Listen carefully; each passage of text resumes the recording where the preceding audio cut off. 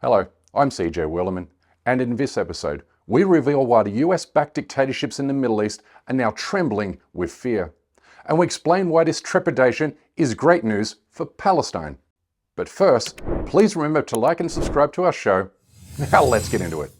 The shockwaves reverberating throughout the Middle East in the wake of the Syrian dictator's ousting are jolting the palatial palaces belonging to Israel's favourite dictators in the Arab world, specifically those who fiddled and fuddled while Gaza was reduced to ashes. They will forever be stained by the blood of 50,000 dead Palestinians, if not hundreds of thousands more. But today these rulers are filled with anxiety and dread, as a renewed revolutionary fervour bubbles and boils beneath their feet. The leaders of Egypt, Jordan and Saudi Arabia are worried that Assad's ouster will stir political unrest at home, knowing that revolutions are as contagious today as they were in 2011.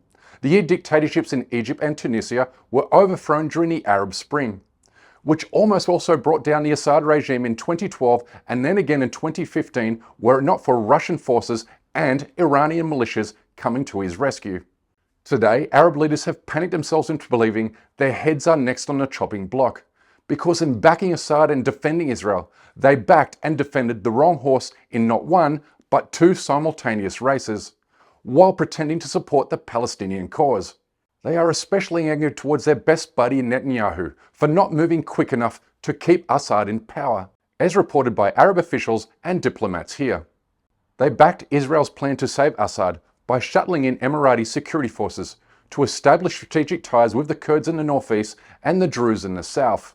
But when all was lost, Jordan and the UAE hatched a last-ditch effort to steal the efforts of HTS and hand power to the Southern Operation Command. But Assad's Prime Minister refused and insisted on handing power to Gilani instead. There's just no other way to say this. There has never been a worse time to be an Israeli-backed Arab dictator. The stars of the universe have aligned against them. They watched the Syrian revolution topple Assad's army, his foreign militias, his deep state, and his secret police without hardly firing a bullet during the final phases of the counter-offensive. His forces just melted away in the face of a popular uprising against his rule, which is the living embodiment of every Arab dictator's worst nightmare. The Arab Spring is back from the dead and domino theory is alive and kicking. If it does succeed, Syria could provide a powerful lesson in how a rebel movement gains national legitimacy. And success in this brittle region is contagious. That is why right now there must be more than one despot quietly plotting how to derail the experiment as they so successfully did a decade ago. Or is their counter-revolutionary toolkit out of date? To a large extent that depends on the Syrian people themselves. But it is well past the time that Egyptians, Jordanians, Tunisians, Iraqis rethink their understanding of revolutions. They wax and wane, but they don't die. Last week, Israeli intelligence officials travelled to Jordan to relay their concerns about the success of the Syrian revolution to King Abdullah, telling him they believe the Syrian conflict will spill over into Jordan, threatening his regime and the State of Israel, which shares its longest border with the Arab country. Israeli media is reporting there's a growing apprehension that the Syrian rebellion will inspire Islamist movements everywhere, with memories of the Arab Spring ringing loudly in the ears of all Arab governments, along with the Zionist regime, which is particularly worried about the prospect of 2 million Palestinian refugees picking up arms and crossing into the Palestinian West Bank. סוריה, ועם השאלה האם המרד הזה עלול להתפשט למדינות נוספות. אני אלך בעניין הזה, כתבנו סולימאן מסוודה, עם החשש בישראל לגבי המצב בירדן. נכון, ממש כך טלי, ולא סתם בישראל עוסקים בסוגיה הזאת כמה פעמים כולל גם בדיוני קבינט, תכף נרחיב על זה, אבל נגיד את זה כך. יש חשש אמיתי בישראל שהצלחת המורדים בסוריה תשפיע גם על גורמים בירדן, על גורמי קיצון, גורמים ג'יהאדיסטים וגם גורמים שמתנגדים לשלטון המלכותי של ירדן, ותעלה להם את המוטיבציה לערער את יציבות השלטון שם ולמעשה לעשות לירדן את מה שהמורדים עשו בסוריה וכך שהשלטון ייפול בתוך זמן קצר. זה החשש בישראל. עכשיו יש כמה סימנים שמעידים על החשש הזה. אחד, המורדים שמצליחים לכבוש את הגבול בין ירדן לסוריה. הדיונים שפרסמנו אותם כאן לפני כשבוע, הדיונים בקבינט ובצמרת המדינית. Israel is equally fearful of what will spill over its border from Egypt, where more than 150,000 Palestinian refugees reside, and where tens of thousands of anti-government militants call the Egyptian Sinai their home. Israel's fears heightened during the week when a visibly nervous Egyptian leader gave his official response to the Syrian revolution, by saying that unlike Assad, he does not have the blood of his citizens on his hands. الشعب المصري هو حصن مصر وطبعا ربنا قبل الكل يعني فما تقلقوش بفضل الله سبحانه وتعالى. طب ليه؟ حاجتين انا ما عملتهمش بفضل الله سبحانه وتعالى. ايدي لا اتحاصت دم حد ولا ايدي خدت مال حد.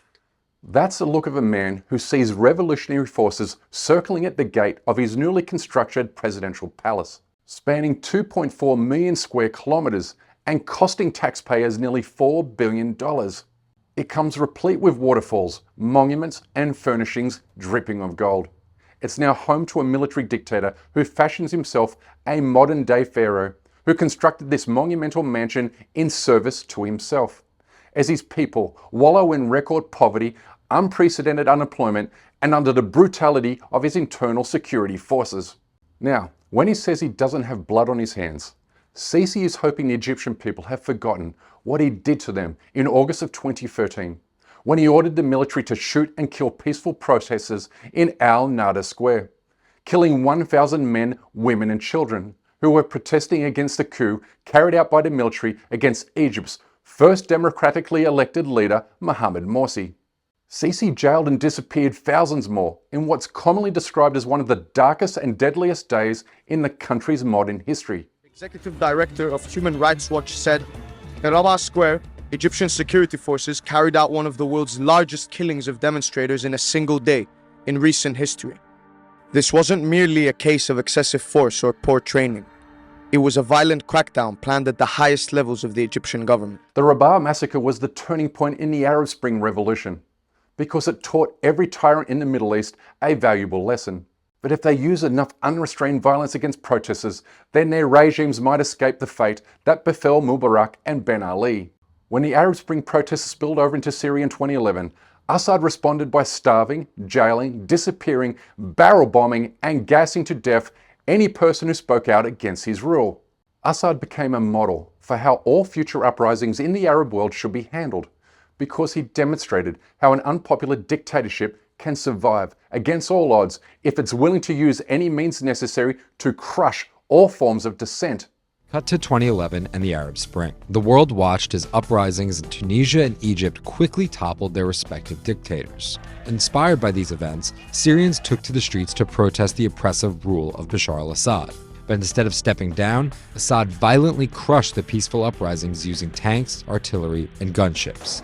But in an instant, the Syrian people shattered this perception that was held by Arab dictators, in proving that no dictator can survive forever by the use of force alone. This new reality has left the United States and Israeli-backed dictators in the Arab world quaking in their gold-rimmed slippers. That Syrians, overthrowing Assad, have released and uncovered political prisoners from Palestine, Lebanon and Jordan in his dungeons shows all liberation struggles in the Middle East are deeply intertwined. The toppling of Assad promises to be a historical turning point in the dominance of Western neo-colonialism in the Muslim world. Look, 3 weeks ago, I foretold that if Assad falls, then Israel will fall too. And while many misunderstood my forecast to be a prophecy to be fulfilled within a week or two, we are now seeing the first early signs of a fledgling domino effect in motion, with the Jordanian monarchy now sitting upon shifting and unsettled sand. If Jordan collapses, then so does the buffer zone between Israel and Iraq, leaving the Zionist state more vulnerable to attack since its creation in 1948. Added to Israel's worries is the emergence of Turkey as a major player in the Middle East. It will now challenge Saudi Arabia's claim to being the leader of the Sunni Muslim world, which unsettles Israel for 2 reasons. Firstly, Saudi Arabia is ready to normalize ties with Israel in exchange for US security guarantees. And secondly, because Turkey's Islamist-leaning policies resonate with a broad swathe of Sunni Muslims and political Islamists. On top of all of this is the fact that Israel is dying from within, with the economy in freefall and its leaders warning of imminent societal collapse and civil war. Former Israeli Prime Minister Ehud Olmert blames Jewish extremists for bringing his country to its knees. The real enemy that we have is not Iran, which is an enemy. It's not Hezbollah, which is an enemy. It's not Hamas, which is an enemy. The messianic, crazy, extreme groups of Israelis that think that they can kick out the Palestinians and annex their territories. When you piece everything together, and when you look beyond the headlines, you see a massive tremor taking place in the Middle East, one that promises to bring down the Arab tyrants and the State of Israel. And when this indeed happens, future historians will look back at one specific date on the calendar, October 7th, 2023, the day Hamas launched a counteroffensive that would eventually weaken Iran and Hezbollah and topple Assad before eventually dismantling the Zionist state and with it, Israel's Arab Gulf partners. Time will tell, of course, and I look forward to reading your comments. But that's all the time we have for today, and I wish you a Merry Christmas. And while you're here, please don't forget to subscribe to this channel, and we kindly ask you please support our effort to expose and confront injustices in the Muslim world by becoming a member of this show at patreon.com/CJ Werleman. We can't produce, sustain and grow the show without your help, and we'll offer exclusive benefits to those who do. But for now, good morning, good evening, wherever you are, and stay blessed.